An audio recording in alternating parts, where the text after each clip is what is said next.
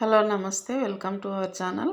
చిక్కటి గ్రేవీతో ఆలు కుర్మాను ప్రిపేర్ చేస్తున్నాను. దానికోసం అయితే ఒక పావు కేజీ ఆలుగడ్డలు శుభ్రంగా కడిగేసి కుక్కర్లో పెట్టుకొని 2 విజిల్లు వచ్చిన తర్వాత తీసేసుకోవాలి. ఆలు అనేది మంచిగా ఉడికిపోతుంది. అంతలోపు మసాలా కోసం అయితే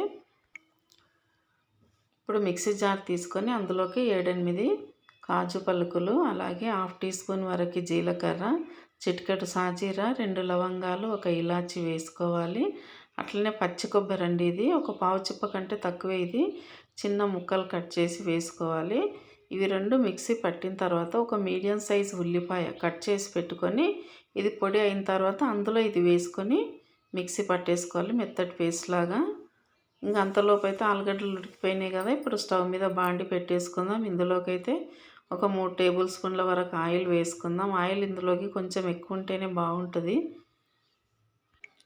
ఒక 2 అంగుళాల పట్టముక్క తీసుకొని ఇందులో వేసుకుందాం. వేసుకున్న తర్వాత ఇప్పుడు మిక్సీ పట్టేసుకున్న పేస్ట్ ఉంది కదా, ఆ పేస్ట్ని ఆయిల్లో వేసి ఎర్రగా వేపుకుందాం.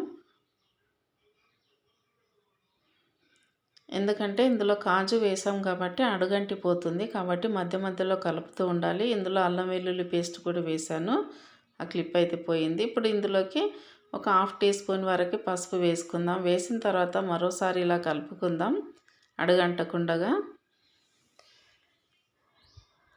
దానిలోకి అయితే ఇంకా నేను ఒకటి మీడియం సైజు టమాటాలు ఒక 3 తీసుకొని కట్ చేసి పెట్టుకున్నాను. ఇది నిన్నటి వీడియో అండి, నిన్న సండే చేసింది.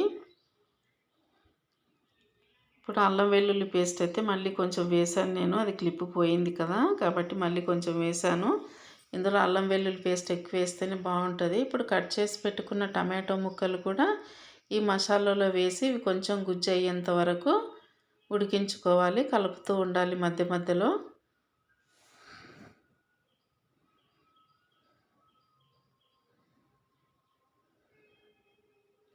ఇంకా ఇందులోకి పెరుగు అయితే ఒక 2 టేబుల్ స్పూన్ల వరకు పెరుగు కూడా వేసుకున్నాను. పెరుగు అయితే కంపల్సరీ వేసుకోవాలి.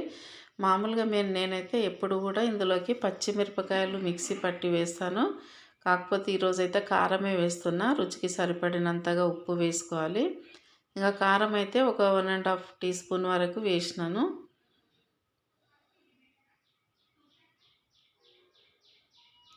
ఇది కారం అంతేం ఘాటుగా లేదు.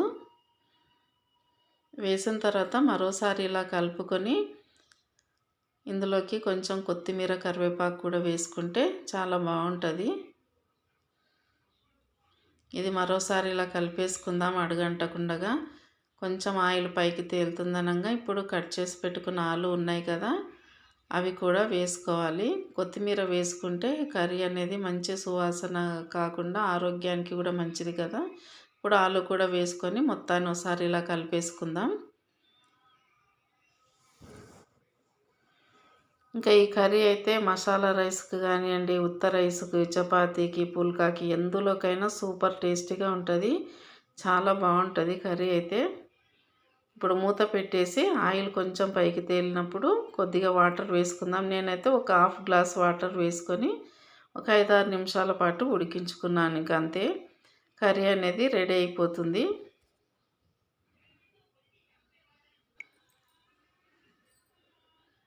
1/2 గ్లాస్ వాటర్ సరిపోతుంది. మరి ఎక్కువ వేస్తే గ్రేవీలో పలసగా అయిపోతుంది కదా, బాగుండదు. ఇంతవరకు వేసి ఒక 3-4 నిమిషాలు ఉడిపించుకుందాం, అయిపోతుంది. ఇంకా కర్రీ అనేది రెడీ అయిపోతుంది. ఆలు కుర్మా అనేది ఇంకా వడ్డించుకోవడమే లేటు. నచ్చితే ఒక లైక్ ఇవ్వండి, షేర్ చేయండి, కామెంట్ రాయండి. మన ఛానల్ని అయితే సబ్స్క్రైబ్ చేసుకోండి. చూడండి, చిక్కగా ఆలు గ్రేవీ చాలా మంచిగా అయింది.